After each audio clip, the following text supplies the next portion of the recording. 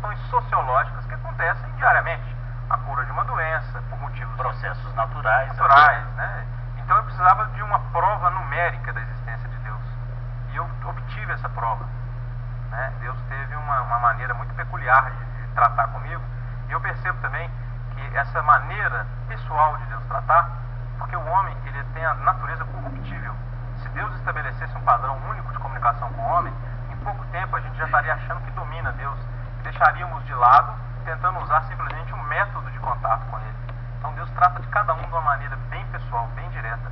Comigo não foi diferente. Né? Num dado momento, foi exatamente no dia 15 agora, eu tenho 4 meses, né, que eu sou um cristão. 4 meses? 4 meses. Mas eu estou conversando com você e tenho a impressão que você já passou e viveu essa experiência há uns 10, 15 anos atrás? Não, tem 4 meses. 4 meses? Foi exatamente no dia 16 de janeiro, às 7h45 da manhã. Foi o dia que eu me tornei cristão. Então, o que aconteceu? Um amigo meu, o Leonardo Bortoleto, que é um empresário, esse que acabou de me passar o e-mail, né, um abraço para ele aí novamente. Ele, numa das reuniões da Donep, a Donep é uma associação, né, que eu vinha conhecer também, Associação de Homens de Negócios do Evangelho Pleno, um grupo de cristãos que se reúne. Eu fui convidado para uma reunião dessa da Donep. E fui algumas vezes, falei, mal não vai me fazer. Chegando lá, na Donep, o Leonardo disse para mim que teve uma experiência pessoal com Deus que seria uma prova. Muito entusiasmado, ele chegou e falou, Luciano, eu tenho uma prova da existência de Deus, uma prova que você tanto buscou. Você acredita em mim se eu te falar? Ele é amigo meu há alguns anos já. Eu falei, Léo, eu não vou duvidar do que você vai me dizer, mas eu vou duvidar fervorosamente da sua capacidade de ter interpretado o que aconteceu com você. Ele falou, não, tudo bem, mesmo assim eu vou te contar. Então, numa das reuniões de uma célula de estudo que ele participava, ele perguntou a Deus em oração, Senhor, por que essas coisas são tão misteriosas? Por que não é preto no branco?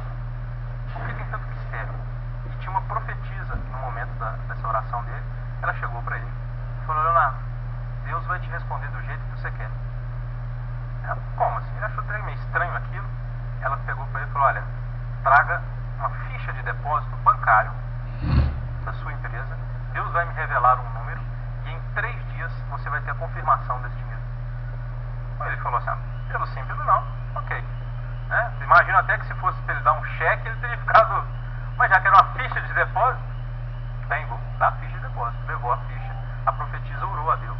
Eu, na hora que eu ouvi aquilo, eu achei totalmente absurdo. Isso ele te contando? Isso ele me contando no dia 15 de janeiro, que era uma quarta-feira, numa das reuniões da Donep. Ele me disse, olha, aconteceu isso comigo, eu levei a ficha de depósito, ela orou a Deus, recebeu o número de 80 mil reais e disse que até 3 dias eu teria confirmação desse dinheiro. Ele foi para a empresa dele, começou a olhar as propostas comerciais, não fechava o número 80, né? Uma ficha de depósito de 80 mil reais tem que ser 80 mil, não pode ser 79.500, nem 81.200. 80 mil. 80 mil reais. E ele somou as propostas comerciais, não achou aquele valor ali. Na segunda-feira, terça-feira, nada.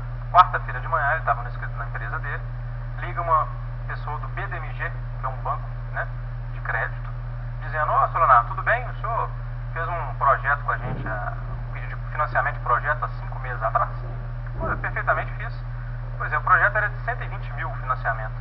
Falou, o projeto seu foi aprovado, mas nós apenas aprovamos 100 mil. E o BDMG só financia 80% do projeto. Então está sendo liberado por senhor hoje 80 mil reais. E eu ouvi aquilo e falei, você está brincando comigo? Aí você deve ter perguntado, nossa mulher trabalhava no BDMG. Lógico, é a primeira coisa, né? E aí eu comecei a raciocinar, ele me disse isso por volta das 3 horas, eu fiquei até o fim da tarde com ele. Eu falei, onde está o furo nessa história? Meu irmão até trabalha com ele.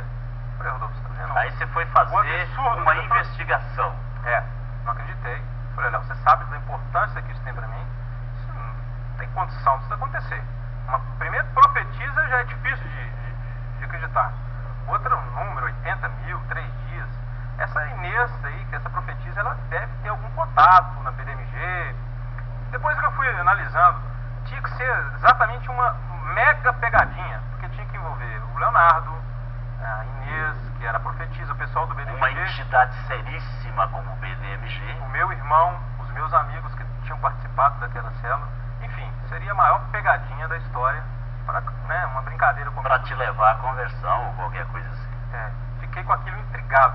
Falei, mas eu vou conhecer, vou investigar essa história ainda, porque não é possível. Não é possível que Deus vai comunicar dessa maneira? Porque a gente tem um estereótipo, achando que Deus vai abrir uma nuvem, e vai ter toda Virar uma voz como um trovão, uma coisa. Um som de muitas águas, aquela coisa bem apocalíptica. E eu fui para casa, fiquei refletindo naquilo. Falei, será que vai ser uma revelação disso? Orei a Deus na quinta-feira de manhã. Falei, Deus, eu estava tomando banho. Isso foi uma coisa também que eu aprendi muito. A obediência e a colocação numa reverência perante Deus.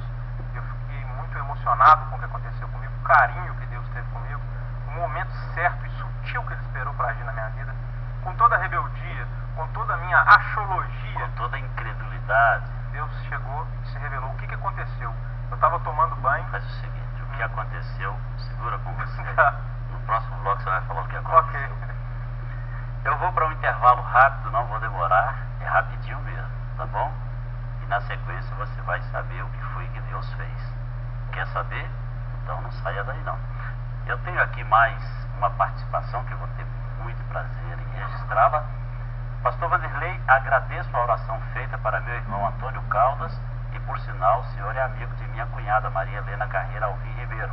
A imagem da Rede Super está chegando a Caratinga com grandes conquistas. Que Deus o abençoe. Emília e João, somos diretores da TV Super Canal de Caratinga. Então tá aí o meu abraço para Emília e para o João aí na cidade de Caratinga. E aliás, mais uma vez lembrando, eu sou dessa região aí, brincando, né, com aqueles aí dessa região, Caratinga e Inhapim.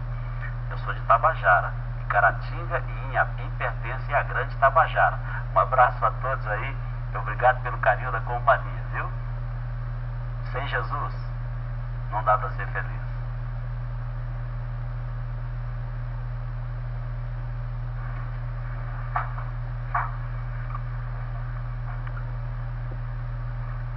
Muito bem, estou de volta, conforme o prometido, intervalo rápido. Agora, último bloco do programa Noite e Companhia. Eu sou o Vanderlei Miranda, um dos pastores da Igreja Batista da Lagoinha aqui em Belo Horizonte. E, claro, mais uma vez, quero dizer para você da alegria que eu tenho de poder estar aqui na sua companhia e de poder abençoar a sua vida, poder abençoar o seu coração. Quero deixar aqui um convite para você. Nesse domingo às 8 da manhã, eu estarei pessoalmente numa reunião na Igreja Batista da Lagoinha e terei muito prazer em receber você ali. Aliás, faço questão de te dar um abraço. 8 da manhã, Igreja Batista da Lagoinha, Rua Manuel Macedo 360, no bairro São Cristóvão. Vá lá para participar comigo dessa reunião e eu tenho certeza que você vai sair dali muito, mas muito abençoado. E na segunda, às 19h30, eu estarei na reunião dos empresários. Quem vai estar conosco lá será o João Batista. Lembra-se daquele convidado que passou por aqui, responsável por colocar aquela bomba naquele avião da Varig que fazia a ponte Rio-São Paulo? Tá lembrado? Testemunho forte, hein? Deus fez um milagre na vida dele. E segunda-feira próxima, às 19h30, ele vai estar ali na Igreja Batista da Lagoinha contando a sua história. Deixo aqui então o convite para você. Domingo, 8 da manhã, eu estou esperando. Segunda, 19h30, João Batista e eu esperamos por você. Tá bom? Venha participar com a gente. Para fechar a história com o Luciano Silveira, que é um consultor comercial, vamos agora conhecer o que foi que Deus fez com ele naquela manhã, naquele momento em que ele falava com Deus de uma maneira como ele nunca havia falado. Luciano, o que aconteceu? Você tomando banho, então, depois de ter ouvido aquela experiência que para você até então mirabolante. Eu não coloquei crédito naquilo, mas também não achava justificativa para aquilo ser falso. Então eu falei, eu tenho que tomar uma postura pessoal. Eu preciso conversar com Deus. Tem que ser uma coisa pessoal e intransferível. Então naquela quinta-feira de manhã eu estava tomando banho, preparando para ir trabalhar. E debaixo do chuveiro eu senti a necessidade de falar com Deus. Eu falei, eu tenho que resolver essa história. Isso não pode ficar mal resolvido assim. E eu já estou cansado de achologismos, ismos. Aliás, você passou por muitos ismos, né? Como você mesmo falou, ou por muitas fias, né? Você andou por logosofia, por o que mais que você falou? Espiritismo, religiões, seitas orientais, tudo que envolvia o estudo aguçava a curiosidade humana, eu estava ali, eu era atraído por aquilo ali, mas logo me desinteressava porque eu não conseguia relacionar bem com aquilo que não causava vínculo com a realidade. E nessa manhã, o que foi que aconteceu? Nessa manhã foi a manhã que eu chamo de crucial na minha vida. Foi a primeira vez que eu me coloquei numa postura diferente em relação a Deus. Eu sempre tinha Deus como um objeto de estudo e achava que ele deveria se comportar, mesmo que inconscientemente, à minha vontade. E nessa manhã eu me coloquei numa posição de reverência a ele e fiz uma oração dizendo: Deus, perdoe-me até mesmo pela falta de reverência, estou aqui tomando um banho, mas eu quero ter uma conversa sincera e aberta e honesta. Eu quero pedir perdão, vou fazer uma oração, não sei nem se o Senhor existe. Sinto-me até um pouco constrangido em orar a um Deus que eu não sei se existe, mas eu quero fazer um trato, caso o Senhor exista. Eu quero fazer uma aliança com o Senhor. Eu quero que o Senhor fale comigo. Eu peço essa misericórdia, esse perdão, e pedir perdão pela minha vaidade, pela minha soberba, pela minha arrogância, né? Pela minha ilusão de achar que Deus teria que responder do jeito, na hora e da forma que eu queria. Me coloquei numa posição de submissão, de reverência e de sinceridade com Deus. E falei com ele: se revela a mim, fala comigo através da Bíblia. Desde que eu abra a Bíblia, da minha parte eu vou fazer o seguinte: eu vou ler a Bíblia, não vou questionar, não vou duvidar, não vou ter crítica nenhuma, mas esse é o meu momento. Me resgata, se o Senhor existe, fala comigo. E dentro da minha racionalidade, eu esperava o quê? Desligar o chuveiro, sair e ler a Bíblia. Eu falei com Deus naquele momento: se o Senhor se revelar a mim, eu vou ter uma mudança radical de vida. Eu vou te seguir e vou contar para as pessoas. Esse é o motivo que eu estou aqui hoje. Eu vou contar para as pessoas o que aconteceu comigo. Não é fácil estar aqui hoje, né? Todos que me conhecem, alguns amigos foram lá em casa achando que eu estava fazendo uma brincadeira.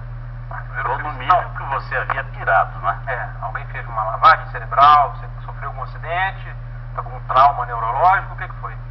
E então, quando eu saí, eu tinha expectativa de sair daquele banheiro, abrir a Bíblia, mas não foi o que aconteceu. Segundos antes de eu desligar o chuveiro, era uma manhã de quinta-feira, eu ouvi claramente, como nós estamos conversando aqui agora, uma voz que me disse: não abra a Bíblia, abra daqui a 7 dias e santifique-se. Aquilo para mim foi estarrecedor. Ouvi uma voz que não era minha,